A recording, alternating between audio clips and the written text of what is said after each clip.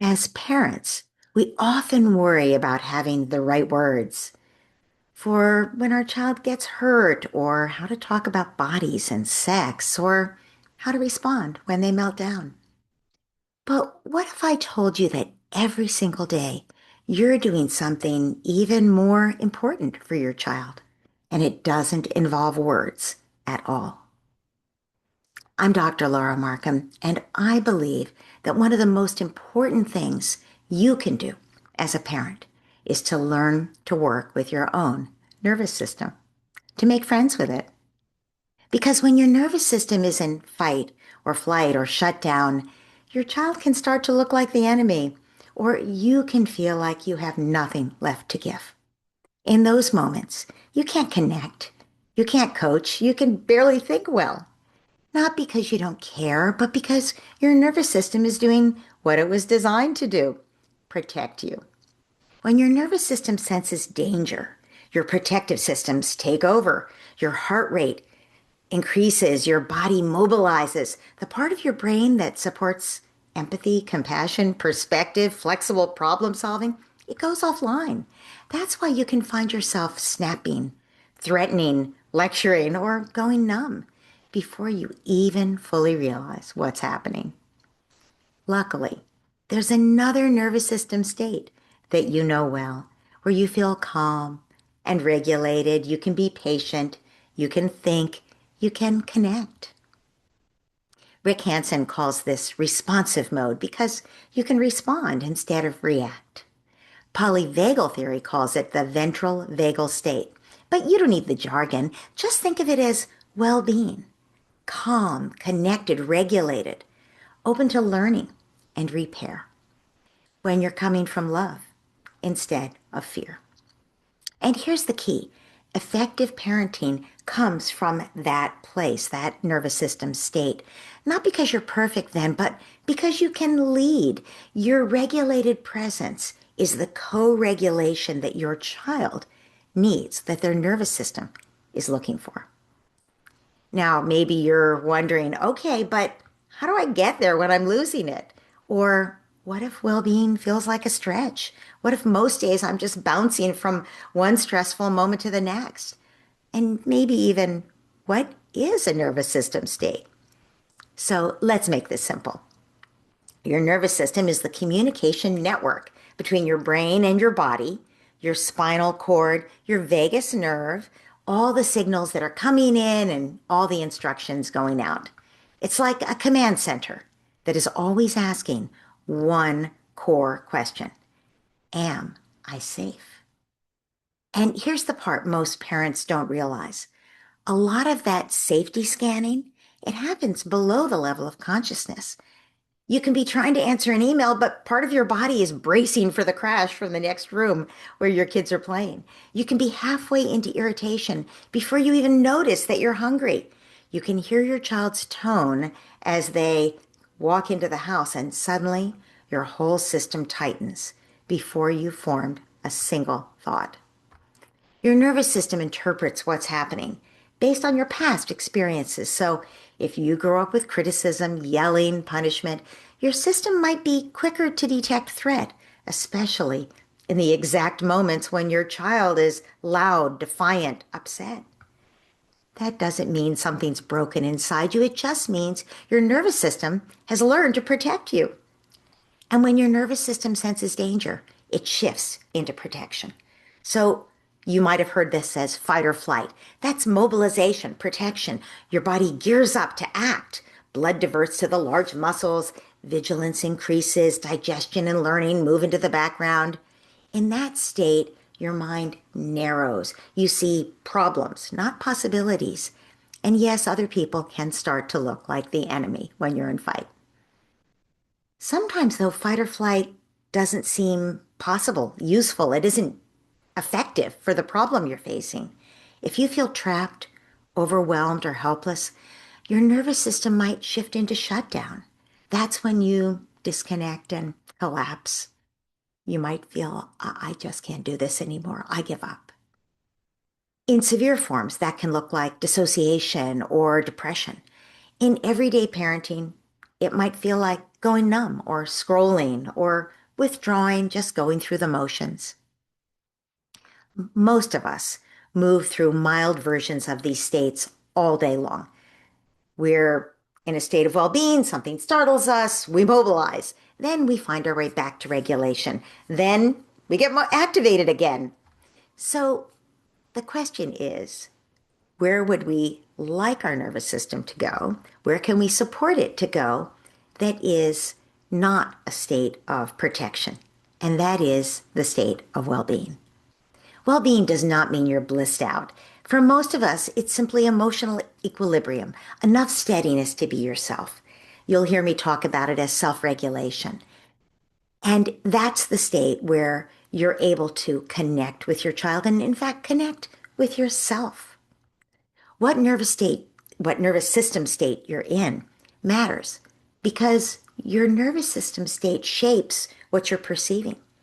It shapes how you interpret everything around you, including your child. It shapes how you speak and what you're capable of in that moment. When we're in a state of protection, we don't have access to compassion. We don't have access to curiosity or even our thinking brain. When you're mobilized, everything feels urgent. When you're shut down, everything feels too much. But when you're regulated, you have options. And here's the part that we rarely get told. When you find your way back to regulation, you're not just helping yourself, you're helping your child because nervous systems communicate with each other. Your child doesn't just hear your words, they feel your nervous system. In fact, since nervous systems talk to each other, communicate, we're always radiating our nervous system state to everyone around us. That's why you pick other people's moods up. Your child's nervous system develops self-regulation during childhood, but it doesn't do it in isolation. It develops through co-regulation, through your calm presence, your tone, your face, all the cues you give, your ability to stay connected when your child is upset, to stay calm and connected when your child is upset. Deb Dana is a clinician who has helped translate polyvagal ideas into clinical practice. She says our nervous systems learn regulation really only through relationships. But if that's not available to us as children, if it wasn't safe for you as a child to depend on an adult, then maybe you learn to rely on self-regulation early, doing it all inside, pushing your feelings down, powering through. That's what many of us did, me included. It works until parenting pushes the exact buttons that make powering through impossible. And then we need to work on ourselves. So if you struggle here, it's not because you're failing. It's because this work is deep and it's hard. It's the work of a lifetime for most of us. Being aware of our state, becoming aware of it, learning to notice when we start to slide from well-being into activation or shutdown. Happily, those skills are learnable. Now, you may have heard some of the terms I'm using, like ventral vagal or polyvagal, so let me just say a quick word about that. Polyvagal theory is just one way of describing these state shifts. It takes its name from the vagus nerve, and vagal tone is when we are able to calm ourselves and return back to well-being more quickly. We have better vagal tone, just like we might have better muscle tone. So polyvagal theory is influential clinically, and some of the specific physiological claims are debated by scientists, but I don't use those. I find polyvagal theory useful as a practical clinical lens, just to notice our state shifts and build cues of safety. You don't have to adopt any theory to benefit from the practice. So whether or not you use that framework, here's the real question. It's something much more personal. What if well-being feels far away? If you're in protection mode a lot, the compassionate question to ask isn't, what's wrong with me? We know it's your nervous system protecting you. The question to ask is simply, what does my nervous system think is dangerous right now? How can I help it feel safe? How can I help it return to safety? Because your nervous system isn't trying to ruin your parenting, it's trying to keep you safe.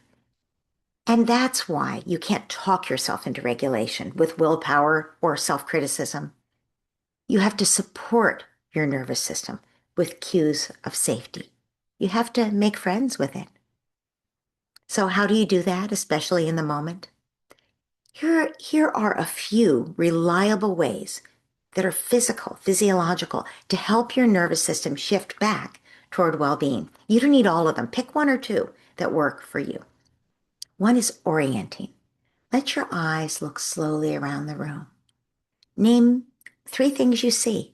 This tells your nervous system, I'm here, and right now I'm safe. Because you wouldn't be doing this if you were not safe, if you were running from danger. Here's number 2, breath that signals safety. So that's slowing down your breath and a slightly longer exhale than inhale. Gentle, not forced. 3, grounding. Feel your feet on the floor. Feel how you're supported by your chair. Or press your hand to your chest, to your heart.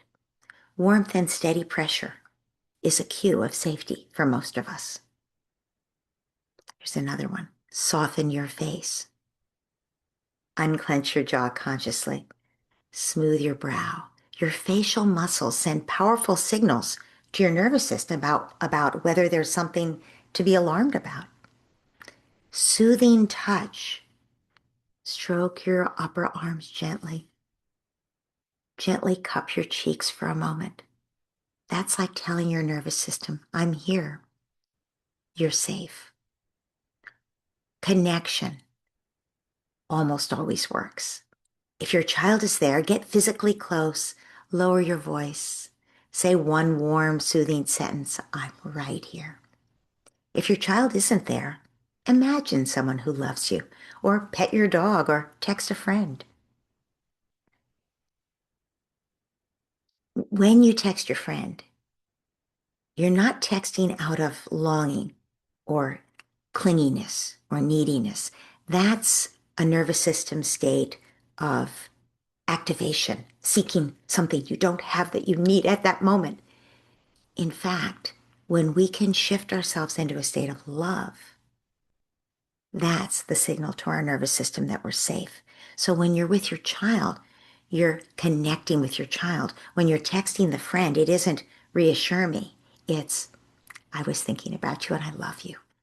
When we feel love, we're shifting our body into a state of love. Our nervous system feels love, and that's a state of well-being. For some people, movement is the best way to shift. A brief walk, shaking out your hands, running them under warm water or cold water for some people. Every nervous system's a little different. Sometimes it's about helping your body complete the stress cycle, and that's why physical activity can help. Just stretching your muscles can help. Now notice what all of these ideas have in common. They're not about fixing you. They're about giving your nervous system support, responding to it like it makes sense. Yeah, it senses danger. It doesn't matter if that danger is 30 years ago. It's sensing something that's making it afraid.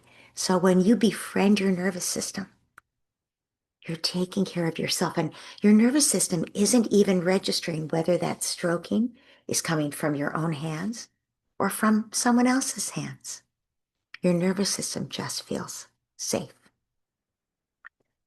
Over time, using these little tools can become a pathway back to regulation.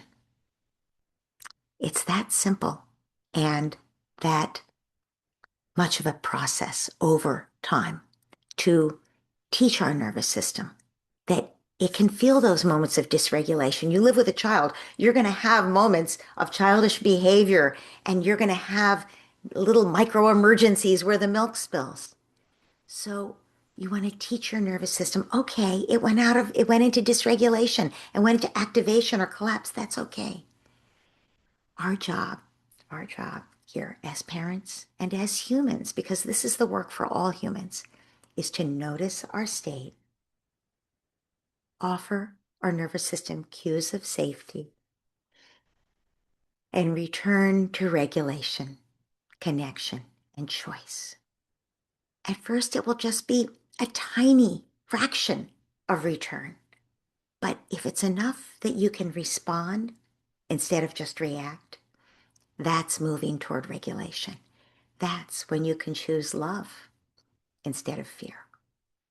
And when you can do that, something very powerful happens. Your nervous system becomes a source of co-regulation for your child.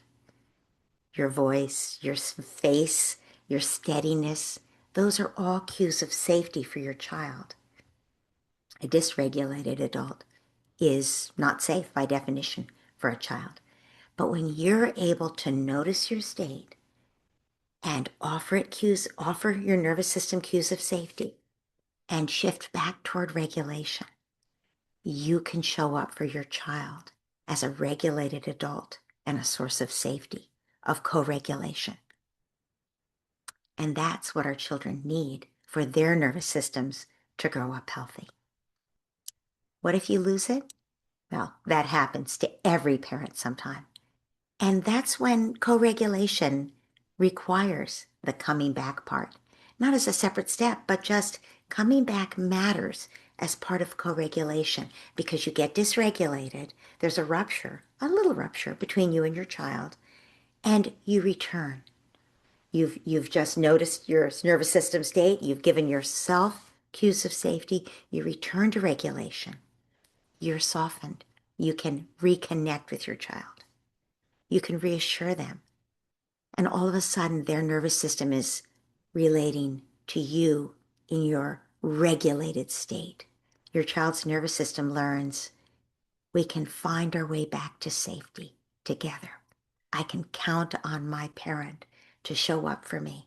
And even though there are times when tough moments happen, they happen in all relationships. That's okay. That's part of life. We can always find our way back to connection, co-regulation. And that's how your child learns a skill they will use for the rest of their life to have good relationships with other people and also with themselves. So if you'd like, I want to teach you a simple, quick 90-second reset that you can use anytime, right in the middle of real life. It won't solve everything in a minute and a half, but it can help your nervous system remember the path back to safety. And with practice, it gets faster. We're all just trying to find our way home to safety all the time.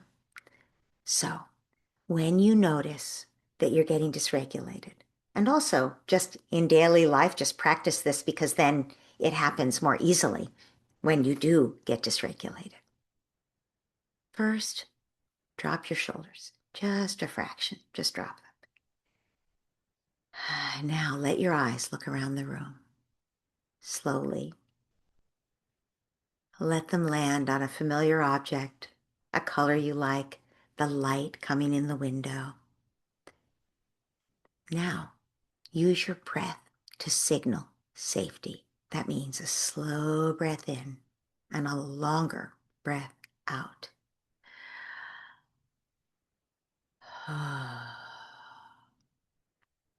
Again, slow breath in, longer breath out.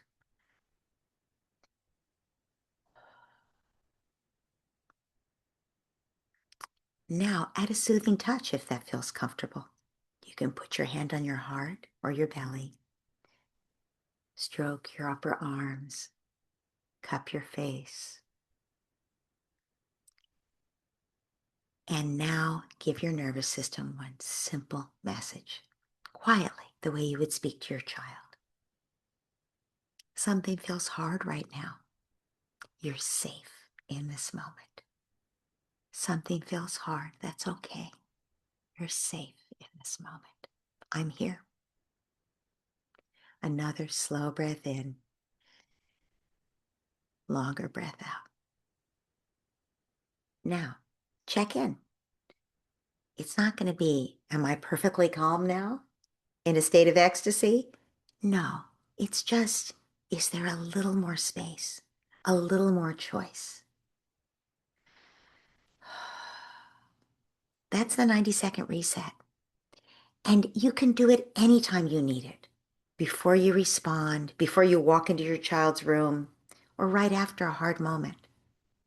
And eventually, you'll find as you do this, as you practice, that your nervous system responds. As soon as you start, as soon as you lower those shoulders, your nervous system will go, oh, we're safe here, and shift back toward well-being.